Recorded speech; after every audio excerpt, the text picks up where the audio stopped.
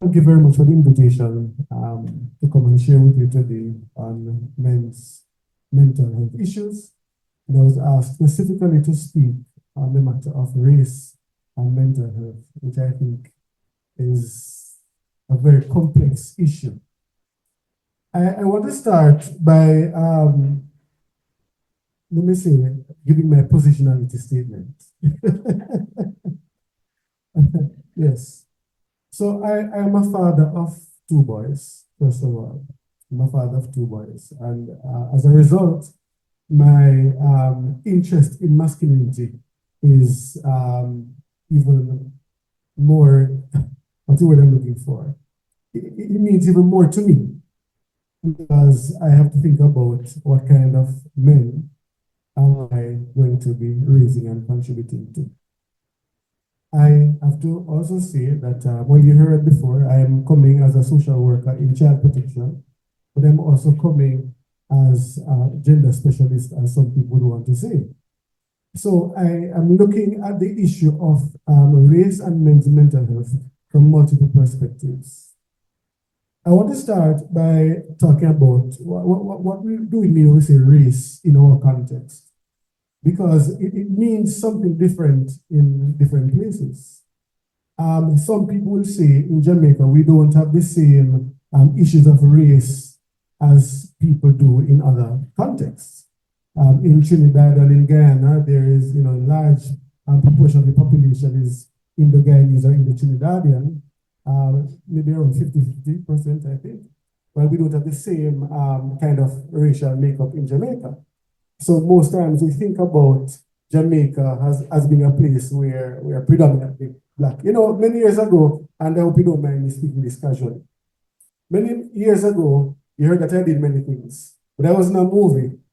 I was an extra in a movie, a movie called License to Wed, starring Robin Williams. This was about 2007.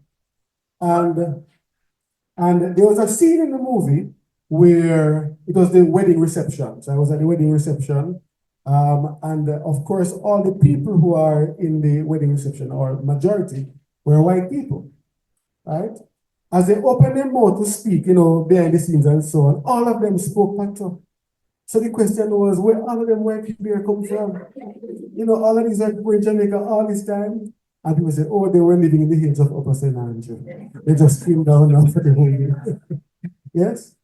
So they are here. I remember being in a supermarket one some time ago in the country where when I come across, and many of you come across a Jamaican that looks different, you also make assumptions about how much money they have and the kind of communities that they live.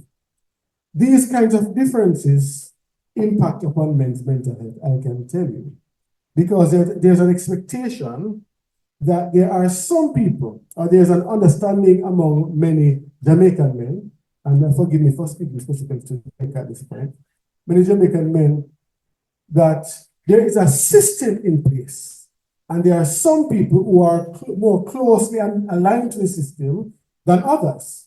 So those who don't look as white or as European are further away from the system and are required to do something else or something different in order to benefit from the system.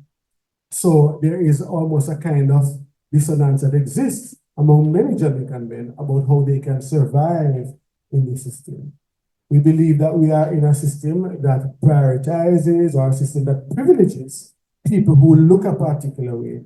And if we don't look that way, then there is something different that we have to do. In many inner city communities, there are young men who believe that in order to survive and to do well, they can't go according to the system. They have to find some way of circumventing the system, and therefore are more vulnerable, I would say, to engaging in a life of crime and criminality. Many years ago, we did from the Institute for Gender and Development Studies, we did a pilot study on masculinity, crime, and criminality in Jamaica. And I remember doing a focus group discussion with some young men from Georgetown. And one of the things that they said is that as young men, we want to feel powerful. We want to feel like we are able to achieve certain things. who want to feel power. And there are two ways that you can experience power or feeling powerful. One, are they going to have a lot of money? Because with money, they can get what you want, and you can have people do what you want them to do. Or you get a gun. When you can't get money, or you can't get a gun, it's almost as if your sense of manhood has been eroded to some extent. You need money to satisfy your female partner. You need money to cheat the boys, or you need a gun to get them to do what you want them to do. Right? Right. Or have access to somebody who has those things. And if you don't, then your sense of manhood is diminished. So there are a lot of men in Jamaica who are struggling with this sense of diminished manhood. They don't have access to resources, or they don't have access to the other things that are negative that can cause them to get the resources that they require. So there is this sense of diminished manhood that many Jamaican men are struggling with. And as a result, we experience things like depression. We experience things like social anxiety. Another legacy of our colonial past is, there is a sense that let me go further than that. So from slavery, there was a particular expectation of Black men. We're treated a particular way. I mean, Black people in general. But as a result of that, we find, and I heard Dr. Wright mention it a little bit, that we don't have a culture of teaching men how to have healthy relationships. We don't. And I stand before you and I will lay before you my own vulnerabilities. Because my wife has to tell me that she has to teach me how to love her. She has to teach me how to know her. I don't mind. Right? But the truth is, we don't have many persons who are teaching us how to express love and how to show love to people. And we have a sense of, there's a hyper masculinity that we have within Jamaica and the wider Caribbean, and I want to say in Black communities in other places as well, where to prove our manhood, we have to do certain things and we have to be a particular way. So for example, and I will tell you, when I was in high school, I learned that how do I know that I'm doing it well? And I'm doing it well when she's feeling pain. Yeah, man. That's something that I actually believed, I would say that. I actually believed it because it was all around me. It was in the music. I heard friends talking about it. And although I never had the opportunity to do it, much less to do it well, my expectation is that when I got the chance to, yes, I have to mash it up. So I have to feel pain, right? And when I'm not able to do that, then I'm not as much of a man. Yeah, sir, not as much of a man as some of my friends when I hear them talk about it, right? So we have many things that are working against us as men, coming from our colonial past. And I want to say too that there are many of those things that we perpetuate. So we hear it and we believe it and we communicate it to others. And these things affect how we see ourselves, they affect our identity, they affect how we assess ourselves and compare ourselves to other men. And, from time to time, we experience different things like depression and anxiety, or we turn to substances to cause us to cope or to help us to cope, right? And we don't seek the help that we need to get some kind of emotional stability and to really get a real sense of who we are as individuals who can live out our fullest potential. So there are many things. Now, I want to go to the racial issue. I was at church some time ago, it could have been early last year, and there was a particular young man whose parents asked me to speak with him. He was in grade 7 in high school. And I really can't remember what the issue was and why I ended up speaking with him. But he was very, very dark in complexion, very dark. And he said something to me about taking some kind of photo with other children. I don't know the details.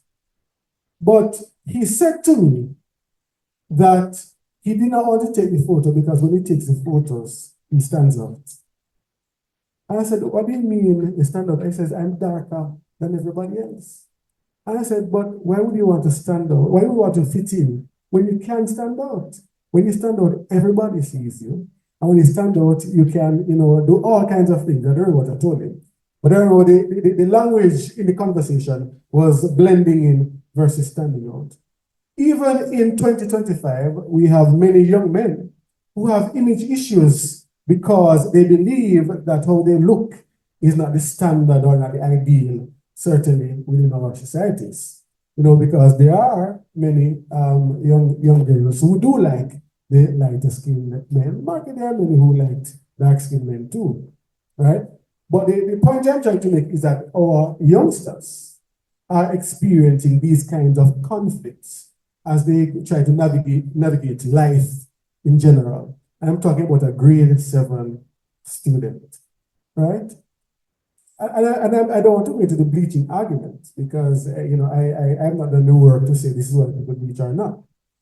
But there are some scholars who believe that young men will tone, bleach, rub, whatever the language is, because of real identity issues, because they believe that if they look lighter, then doors will be open to them. If they look lighter, then they can get certain resources that they wouldn't be able to access otherwise. And then, we're talking about mental health, and I'm maybe talking about other things, but I'm talking about things that impact how men see themselves and how they experience emotions and how they're able to interact with other people as a result of those emotions. So the matter of color is a real thing that we have to still treat with in 2025 as social workers going out there. You have to think about it. You have to reflect on it.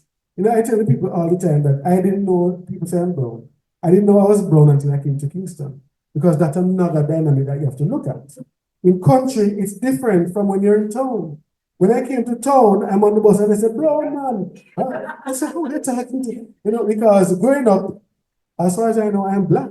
I used to say things like, black is beauty and brown is corruption and those things. I used to say those things. So when I came to Kingston and I heard that I'm brown, it was shocking to me, But the matter of color is something that we have to think about as we engage with clients, as we engage with people. And of course, it impacts on men's mental health.